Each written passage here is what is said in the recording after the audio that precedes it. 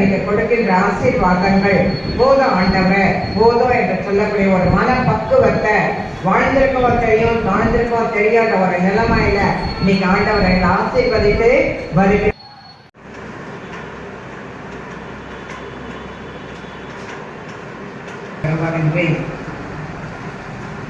சில வருடங்களுக்கு முன்பதாக நகர திருச்சபைகளிலே, அதாவது பெரிய பெரிய ஆலயங்களிலே இருக்கக்கூடிய ஒரு வாய்ப்பு எனக்கு கிடைச்சது.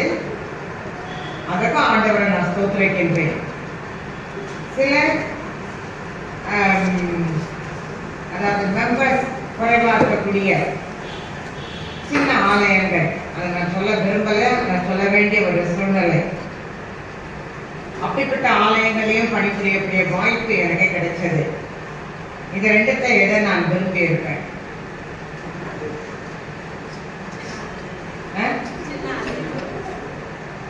ஏன் சொன்னா, நம்முடைய கான்சன்ட்ரேஷன், நாங்க என்ன பண்றோமோ அதை நீங்களும் கேட்பீங்க. உங்களுடைய கான்சன்ட்ரேஷன் டைவர்ட் ஆகாம இருப்பதற்கும் நம்ம எல்லாரும் ஒருமுகம் பட்டு ஆண்டவரை ஸ்தோத்திரிக்க, துதிக்க, அவருடைய வார்த்தைகளை கேட்கக்கூடிய ஒரு வாய்ப்பு, அதே போல எல்லாரையும் பார்க்கக்கூடிய ஒரு வாய்ப்பு. அது மாத்திரம் அல்ல, பெரிய திருச்சபைகள்ல இருக்கவங்க என்ன பண்ணுவாங்க, வருவாங்க, கால் மேல கால் போட்டு உட்காருவாங்க, ஃபேனை தேடிக்கிட்டு எங்க காத்து வருது அங்க உட்காருவான்னு அழகா பேச அரை மணி நேரம். அதுக்கு மிஞ்சி ஒரு நிமிஷம் 2 நிமிஷம் போனா கூட வாட்சை பார்ப்பாங்க, இல்லைன்னாக்கா வாங்க இருப்பிக்கிட்டு எங்களுக்கு காஷன் கொடுப்பாங்க இல்லையா. இது போன்ற சில சந்தர்ப்ப சூழ்நிலைகளையும் நாங்கள் கடந்து வந்திருக்கின்றோம். ஆனால் உண்மையில நான் சொல்றேன், உங்களுடைய ஆலயத்தை நான் மிகவும் நேசிக்கின்றேன். அது ஆயரோட வாயின் வார்த்தைகள் மாத்திரம் அல்ல, உண்மையிலே நான் நேசிப்பதற்கு என்ன தெரியுமா ஒரு காரணம், எல்லாருடைய கையிலையும் ஒரு நோட்டு, ஒரு பேனா, பென்சில், நோட்ஸ் எடுக்கிறீங்க. உண்மையிலே இதை நான் கண்டிப்பா சண்டே என் ஆலயத்துக்கு போகும்போது நான் சொல்லுவேன், இந்த மாதிரி ஒரு சர்ச்சில் இன்னைக்கே நான் சொன்னேன், இந்த மாதிரி நான் வேற ஒரு ஆலயத்துக்கு என்னை பேச கூப்பிட்டுக்கிறாங்க, நான் போனேன். எனக்கு பதில் இன்னைக்கு வேற ஒருத்தர் பார்த்துங்கன்னு சொல்லி நமக்கு ஆண்டவர் இந்த நாட்களில் நல்ல ஒரு வாய்ப்பினை கொடுத்திருக்கின்றார். மீட்பர் ஆலயம் உங்களுக்கு எதிர்க்கக்கூடிய ஆலயத்துல தொடர்ந்து 40 நாட்கள், இது பல வருடங்களாக நடந்து கொண்டிருக்கக்கூடிய வழிபாடு. அதாவது நாள் ஒருவேளை கடந்த காலத்துல நம்ம திரும்பி பார்க்கும்போது சில சந்தர்ப்ப சூழ்நிலைகளில நம்முடைய வேண்டுதல்களுக்கு தேவையோடு அவருடைய சமூகத்துல உண்மையாக நம் முழங்கால் முடக்கி நம்ம கேட்கும் போது நிச்சயமாக ஆண்டவர் பதில் கொடுக்கக்கூடிய தேவனாக காணப்படுகின்றார். 10வது வசனம், எபேசியர் 2:10வது வசனம் என்ன வாசிக்கிறீர்கள்? நற்கிரியைகளை செய்கிறதற்கு நாம் கிறிஸ்து இயேசுக்குள் சிருஷ்டிக்கப்பட்டு தேவனுடைய செய்கையாய் இருக்கிறோம். அவைகளில் நாம் நடக்கும்படி அவர் முன்னதாக அவைகளை ஆயத்தம் பண்ணியிருக்கிறார்.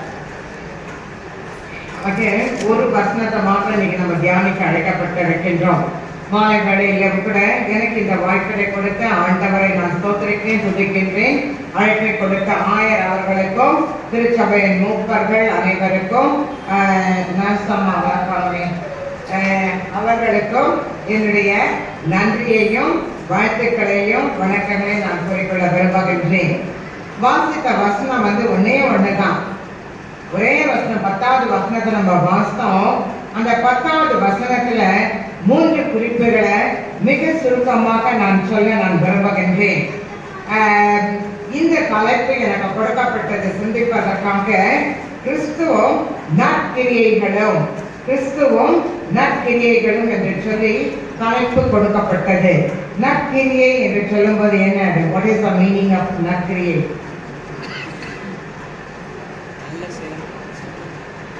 ஆனா தபித்தாள் என்ற தொற்காள் என்ற தபித்தாள் அவள் ஒரு விதவையா இருந்த போதிலும் அவளுடைய ஃபேமிலி பேக்ரவுண்ட் அங்க எங்கே என்டர் ஆகல. ஆனா அவள் செய்த நற்கிரியைகள் என்ன பண்ணா, ஏழை எளிய, அவளே ஆல்ரெடி ஏழை, ஆனா அந்த கிராமத்தில் உள்ள ஏழை எளிய மக்களுக்கு அவளால முடிந்த உதவிகளை, நற்கிரியைகளை அவள் செய்ததுனால அந்த வசனம் பாருங்க மிக அழகாக நற்கிரியைகளை செய்யக்கூடிய அந்த பெண் என்று சொல்லி. ஒரு நாள் அவன் வயிற்றுல பேய்க்கு பார்த்துட்டு போயிட்டு இருந்திருக்கலாம். போயிட்டு இருக்கலாம். இப்ப சாதாரணமா நாம கூட என்ன செய்யறோம், ஒரு இழப்பின் வீடுகளுக்கு நம்ம போகும்போது போறோம், பாட்டு பாடுறோம், ஒரு ஜெபம் பண்றோம், மாலையை போடுறோம், வந்து இருந்தோம். ஆனா இந்த இடத்துல அந்த துர்காளுடைய சேவை மக்களுக்கு திரும்ப தேவை. அவருடைய நற்கிரியைகள், அவள் செய்த தான தர்மங்கள், அவள் ஏழை மக்களுக்கு தன்னால் இயன்றதை அவள் செய்ததனால அவளுடைய சேவை நற்கிரியைகள் மீண்டும் மக்களுக்கு தேவை என்று சொல்லி அவளை உயிரோடு எழுப்புவதை நம்ம பார்க்கிறோம். யோசித்து பாருங்க, எத்தனையோ பெண்கள் இருந்திருப்பாங்க. அவள் விட்டு சென்ற பணியை செய்வதற்கு எத்தனையோ பெண்கள் அந்த கிராமத்துல இருந்திருக்கலாம். வேற இவ்வளவு ஆண்டவர் மீண்டுமாக அவளுக்கு ஜீவனை கொடுத்து திருமணி இந்த உலகில் செய்ய வேண்டிய காரியங்கள் நற்கிரியைகள் இன்னும் உண்டு போ என்று சொல்லி. ஆக இன்னைக்கு நமக்கு ஆண்டவர் நல்லதொரு வாய்ப்பை கொடுத்திருக்கின்றார். நல்லதொரு சரீரத்தின் உறுப்புகள் அவயவங்களை கொடுத்திருக்கும் போது நாம எப்படிப்பட்ட நற்கிரியைகளை செய்யக்கூடிய பிள்ளைகளா இருக்கிறோம். ரோமர் 2:7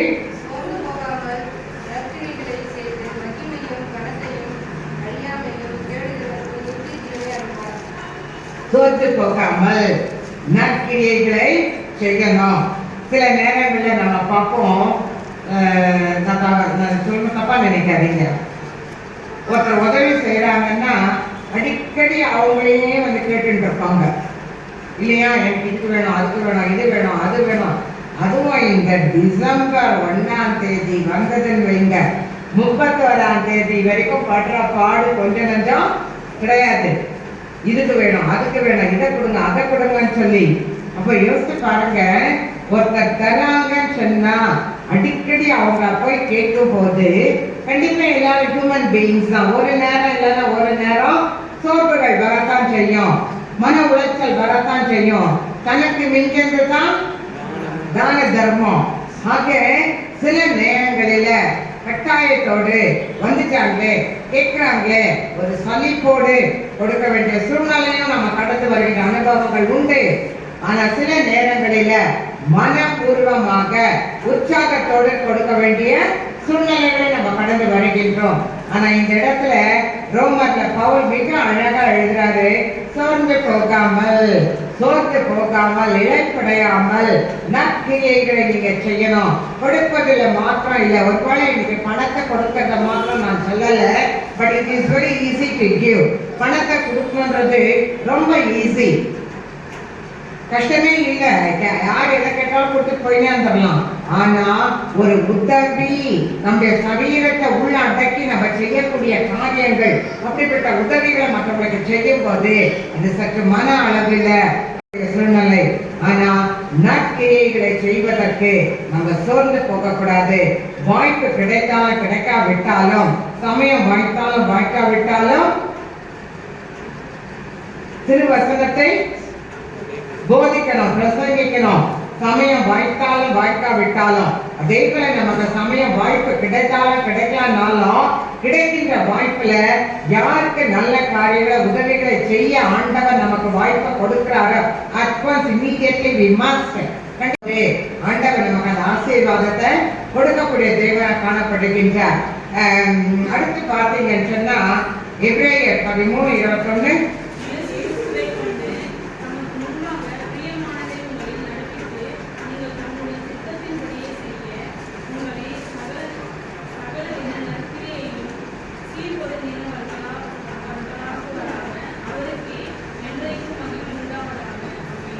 நற்கிரியைகள் அதிலே நம்ம பார்க்கிறோம்.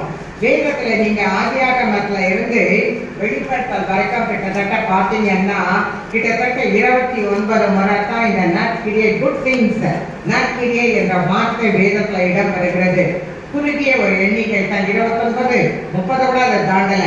29 இடங்கள்ல மாற்றம் தான் இந்த ஒரு நற்கிரியை என்ற ஒரு வார்த்தை இடம்பெறுவதை நம்ம வேதத்துல வாசிக்கின்றோம்.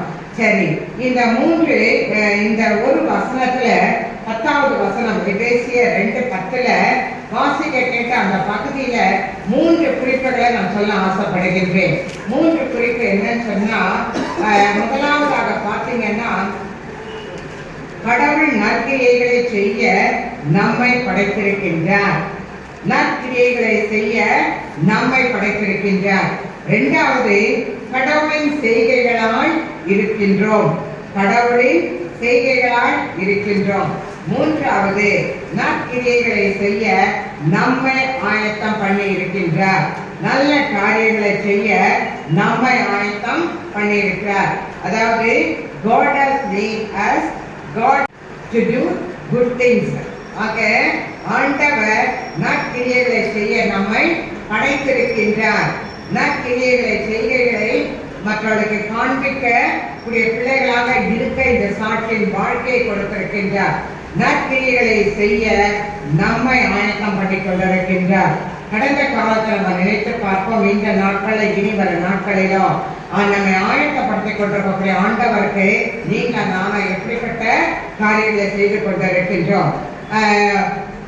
ஒரு பிராணியை பற்றி நான் சொல்லிட்டேன். 4 கால் பிராணி எப்படி ஒரு உதவி செஞ்சிச்சுன்னு சொல்லி.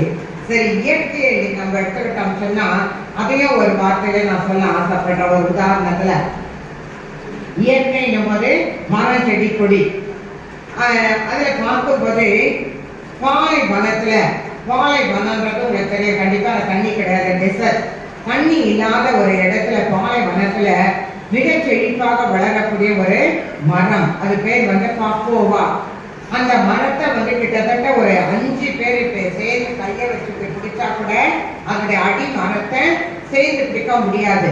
அந்த அளவுக்கு அந்த அடிமரம் அவ்வளோ பருமனாக இருக்கக்கூடிய ஒரு பெரிய மரம். கிட்டத்தட்ட அது மழை காலத்துல தன்னுடைய அந்த தண்டு பகுதி, அந்த வேர் பகுதியில தண்ணியை சேர்த்து வச்சுக்குமா. ஏன்னா பாலைவனத்துல இருக்கிறதுனால எப்பெல்லாம் தண்ணி மழை கிடைக்குதோ, தண்ணி கிடைக்குதோ அப்பெல்லாம் தன்னுடைய தண்டு பகுதியில தண்ணியை சேர்த்து வைக்குமா. அதுல சேர்த்து வைக்கிற தண்ணீரோட அளவு கிட்டத்தட்ட 2 லட்சம் லிட்டர், 2 லட்சம் லிட்டர் தண்ணீரை அதை சேர்த்து வைக்குமா. அது யோசித்து பாருங்க, இது சாத்தியமாகுமா என்று சொல்லி. ஒருவேளை உங்களுக்கு சந்தேகம் வந்தாங்க என்னை கேட்கலாம். என்கிட்ட இருக்கக்கூடிய வேதமும் விஞ்ஞானமும் அறிவியல் புத்தகங்கள், அதை வச்சு நான் உங்களுக்கு சொல்ல முடியும். உண்மையான சம்பவம் தான். ஆக அந்த மரத்துல கிட்டத்தட்ட 2 லட்சம் லிட்டர் தண்ணீரை சேர்த்து வைக்கக்கூடிய அந்த அடி மரத்தோடைய மரம் அது என்ன செய்யும் சொன்னா, தண்ணி இல்லாத சமயத்துல நம்பர் 1 அந்த பாலை மரத்தை கடந்து போகின்ற பிராணிகள், மற்ற பிராணிகள், ஒட்டகம், ஆடு, மாடு, குதிரை, யானை, எதாஇருந்தாலும் சரி, அந்த மரத்தினுடைய நிழல், நான் அடி மரமே அப்படி இருக்கும் போது மேல மரம் எவ்வளவு பெருசா இருக்கும் கிளைகள், அது கீழே ரெஸ்ட் எடுக்க, ஓய்வு எடுக்கிறதுக்கு நல்ல ஒரு நிழல் கொடுக்கக்கூடிய மரம். 2வது, அந்த மரத்துடைய பயன் என்னன்னா, அந்த தண்ணி இல்லாத நேரங்கள்ல அதனுடைய வேர் பகுதியில கொத்தும் போது அல்லது அது பிராணிகள் அதை எப்படியாவது அதை ஓட்ட பண்ண செய்ய முடியும். அப்படி ஓட்ட பண்ணும்போது அதுல இருந்து வர தண்ணியை குடிப்பதற்கு பயன்படும். அப்போ வாய் இல்லாத ஒரு மரம் தன்னால் முடிந்த நற்கிரியை, நல்ல காரியத்தை மற்ற மிருகங்களுக்கு, மனிதர்களுக்கு, அந்த வழியை கடந்து போற மனுஷனும் அந்த தண்ணிய, அந்த மரத்தை கொத்தி அந்த தண்ணியை குடிப்பாங்களாம். அப்ப யோசித்து பாருங்க, வாய் இல்லாத, ஆன்மா இல்லாத, ஏன்னா ஜீவன் உண்டு மனதடியெல்லாம் வளர்றதுனால, ஆனா ஆன்மா இல்லாத, வாய் இல்லாத அந்த மரம் மிருகங்களுக்கும் மனிதர்களுக்கும் பயன்படுத்த நற்கிரியை தனக்கு ஆண்டவர் கொடுத்த ஒரு ஆசீர்வாதம். அந்த கிருபையை மற்றவர்களோடு பகிர்ந்து கொள்றத பார்க்கிறோம். இன்னைக்கு நீங்க நான் யோசித்து பாருங்க, 6 அறிவை படைத்த நாம் எப்படிப்பட்ட நற்கிரியைகளை மற்றவர்களுக்கு செய்யக்கூடியவர்களாக, காண்பிக்கக்கூடியவர்களாக இருக்கின்றோம். அடுத்தது நற்கிரியைகளை ஆண்டவர் தன்னுடைய படைப்பின் மூலமாக 6 நாள் இந்த உலகத்தை படைத்தார். அந்த படைப்பில் ஆண்டவர் செய்த நற்கிரியைகள் எதற்காக? மனிதர்களாக நீங்களா நானும் அனுபவிப்பதற்காக ஆண்டவர் என்ன பண்ணாரு? ஏன் படைப்பை படைத்தான்? படைப்பெல்லாம் மனுவை படைத்தார் தன்னை வணங்க. அப்போ எல்லாத்தையுமே படைப்பிலேயே சிறந்த ஒரு படைப்பு யாரு? ஆதாம் ஏவாள் தானே, மனுஷன் தானே. அப்ப ஏன் ஆண்டவர் முதல் நாள் ஆதாம் ஏவாளை படைக்கல? ஃபர்ஸ்ட் ப்ரையாரிட்டியே அவங்களுக்கு கொடுக்கல. படைப்புகளை படைச்சது பிறகு அவங்களுக்கு இருக்கிற உலகமே இருக்காது. அவங்கள படைச்சிட்டாங்கன்னா அவங்களுக்கு இருக்கிற உலகம் இருக்காது. இல்ல, அதாவது ஏன் 6வது நாள் மனுஷனை படைத்தாருன்னா, முதல் 5 நாள் உங்களுக்கே தெரியும் அந்த படைப்பு. வானத்தையும் பூமியும் வெளிச்சத்தையும் இருட்டையும் படைச்சாரு. தண்ணி, சூரிய, சந்திரன், நட்சத்திரம் இதெல்லாத்தையும், அப்புறம் ஜீவ ஜந்துக்கள் இதெல்லாத்தையும் படைச்சாரு. கடைசியா 6வது நாள் தான் மனுஷனை படைக்கிறாரு. அவனுடைய தேவைகளை பூர்த்தி செய்வதற்காக அவனுக்குரிய நற்காரியங்கள் நற்கிரியைகளை வெளிப்படுத்தும்படியாக முதல் 5 நாள் மனிதனுடைய தேவைகளை வரிசையா படைச்சிட்டு அதை ஆண்டு அனுபவிப்பதற்காக அந்த ஆசீர்வாதங்களை பெற்றுக்கொள்ள 6வது நாள் மனுஷனை படைக்கின்றார். ஒருவேளை இப்ப நம்மளுக்கு வெளிச்சம் இல்லைன்னா, லைட் இல்லைன்னா நம்ம இருட்டில தான் உட்காந்துருக்கோம். அப்ப யோசித்து பாருங்க, மனிதனுடைய தேவை இன்னது என்று அறிந்த ஆண்டவர் அவனுக்காக தன்னால் என்ற நற்கிரியைகளை தன் மூலமாக, தன் படைப்பின் மூலமாக வெளிப்படுத்துவதற்காக 5 நாள் எல்லாத்தையும் படைச்சிட்டு 6வது நாள் மனுஷனை படைக்கிறார். ஆனா இன்னைக்கு மனிதர்களாகிய நீங்களா நாம என்ன பண்றோம்? இந்த படைப்பிற்கு நன்றி உள்ளவர்களா இருக்கிறோமா? நற்கிரியைகளை செய்யக்கூடியவர்களா இருக்கிறோமா? இந்த ஆண்டவருடைய படைப்பை நம்ம ஒரு நாளாக சிந்தித்து செயல்படக்கூடியவர்களா இருக்கிறோமா? ஏன் இன்னைக்கு பார்த்தீங்கன்னாக்கா ஓசோன் படலத்துல ஓட்டை விழுந்துருச்சு. அடிக்கிற வெயில் 8 மணிக்கே நம்மளால வெளியே தலை காட்ட முடியல. இல்லையா? காலையில எவ்வளவு மாசு, அதாவது ஏர் பொல்யூஷன், வாட்டர் பொல்யூஷன். இன்னைக்கு காற்று மாசுபடுதல், ஏர் மாசுபடுது, வாட்டர் தண்ணி மாசுபடுது. இன்னைக்கு எல்லாத்துலயும் கலப்படம். பியூர் பிளேஸ் நமக்கு கிடைக்க மாட்டேன்னுது. அப்ப யோசித்து பாருங்க, இதெல்லாம் எதனால? மனிதன் நாமே நம்மை அழித்துக் கொண்டிருக்கக்கூடிய, நமக்கு ஆண்டவர் கொடுத்த நற்கிரியைகளை மக்களுக்கு காண்பிக்கக்கூடிய திறமை அற்றவர்களாக இன்னும் நீ நான் என்ற ஒரு போட்டி மனப்பான்மையோடு காணப்படுவதனால தான் இன்னைக்கு பலவிதமான பிரச்சனைகள், பலவிதமான பாரங்கள் இவற்றை நம்ம சந்திக்க வேண்டிய சூழ்நிலையில தள்ளப்பட்டு இருக்கின்றோம். ஆண்டவரை நீங்க கொடுக்கின்ற ஆசீர்வாதங்கள் போதும் ஆண்டவரை, போதும் என்று சொல்லக்கூடிய ஒரு மன பக்குவத்தை வாழ்ந்திருக்கவோ தெரியும், வாழ்ந்திருக்கவோ தெரியாத ஒரு நிலைமையில இன்னைக்கு ஆண்டவரை ஆசீர்வதித்து வருகிற காலை முதற்கொண்டு இந்த நேரம் வரையிலும் உடைய கிருபைகளோடு கூட இருந்ததுக்காக நன்றியோடு நம்முடைய இந்த 40 நாட்கள் நாங்கள் எடுத்த தீர்மானங்கள், உபவாசங்கள், நம்முடைய சமூகத்திலே நாங்கள் ஏறெடுக்கின்ற விண்ணப்பங்கள், வேண்டுதல்கள் ஆமேன் என்று நீ பதில் கொடுக்கக்கூடிய தேவனாக இருக்கப்படியினால் இந்த மாலை வேளையிலே குடும்பமாக, திருச்சபை மக்களாக, உற்றார் உறவினர்களாக, நண்பர்களாக நாங்கள் இணைந்து உண்மை ஸ்தோத்திரிக்க துதிக்க உம்முடைய ஆலயத்திலே நாங்கள் வந்து ஆண்டவரே அப்பா பிதாவே என்று கூப்பிடுகிற அந்த வாழ்க்கையில நீ நல்லவரும் வல்லவரும் போதுமானவராக இந்த வழிநடத்தில் வந்து ஒரு மேலான கிருபை, இரக்கம், தயவு எத்தனை பேர் ஆண்டவரே நன்றியோடு நாங்கள் ஸ்தோத்திரிக்கின்றோம். இனி வரும் நாட்களிலும் நீ கொடுத்த இந்த ஒரே ஒரு வாழ்க்கை ஆண்டவரே உமக்காக நாங்கள் வாழ்ந்து முடிக்க ஆண்டவரே எங்களுக்கு கிருபை தர வேண்டுமோ நாங்கள் கெஞ்சுகின்றோம். ஒரு வேளை நடக்கின்ற சந்தர்ப்ப சூழ்நிலைகள், நடக்கின்ற போர்கள், நடக்கிற பிரச்சனைகள், ஆண்டவரே இயற்கையின் பாதிப்புகள் எங்களை மனதளவிலே பாதிக்கக்கூடிய காரியங்களாக இருந்தாலும் வேண்டத்தின் அடிப்படையிலே வார்த்தைகள் நிறைவேறக்கூடிய காலகட்டத்துல நம்முடைய வருகையை எதிர்நோக்கி காத்து கொண்டிருக்கக்கூடிய பிள்ளைகளாக நாங்கள் நிற்கும் போது அப்பா எங்களை நாங்கள் ஆயத்தப்படுத்திக் கொண்டு மற்றவர்களை நாங்கள் ஆயத்தப்படுத்தக்கூடிய பிள்ளைகளாக இருக்க படிக்க பிள்ளைகளுக்காக கவர்மெண்ட் எக்ஸாம்ஸ் பிள்ளைகளை நாங்கள் எல்லா பிள்ளைகளையும் ஒரு கரங்களிலே ஒப்புவிக்கின்றோம். அப்பா வேலை வாய்ப்பிற்காக காத்துக்க பிள்ளைகளுக்காக இந்த நாட்களில விசேஷித்த விதமான ஆசீர்வாதங்களால் பிள்ளைகளை நிரப்பி நீர் பாதுகாத்துக் கொள்ளும் சுவாமி. இன்னுமாக இந்த ஆலயத்தில் உள்ள பிள்ளைகள் ஒவ்வொருவரையும் ஒரு கரங்களிலே நாங்கள் ஒப்புவிக்கின்றோம். தேவைகள் சந்திக்கப்படட்டும் ஆண்டவரே. ஆயருக்காக, இன்னும் 1000 அம்மாவுக்காக, அவருடைய குடும்பத்திற்காக நன்றியோடு நான் ஸ்தோத்திரிக்கிறேன் சுவாமி. பல பொறுப்புகளில் இருக்கக்கூடிய மூத்தவர்களுக்காக நாங்கள் ஜெபிக்கிறோம். ஒவ்வொருவரையும் நீர் ஆசீர்வதியும் அப்பா. மீண்டும் ஒரு முறையாக எங்களை தயவாக தாழ்த்தி முதல் கரங்களிலே நாங்கள் ஒப்புவிக்கின்றோம். நாளை கொடுத்த தெய்வன் நாளை நிறைவான ஆசீர்வாதத்தால் எங்களை நிரப்பி நீர் பாதுகாத்துக் கொள்ளும். இரவிலே நல்ல அழைப்பார்களை தானும் சித்தமானால் புதிய நாளை நாங்கள் காண எங்களுக்கு உதவி செய்யும்.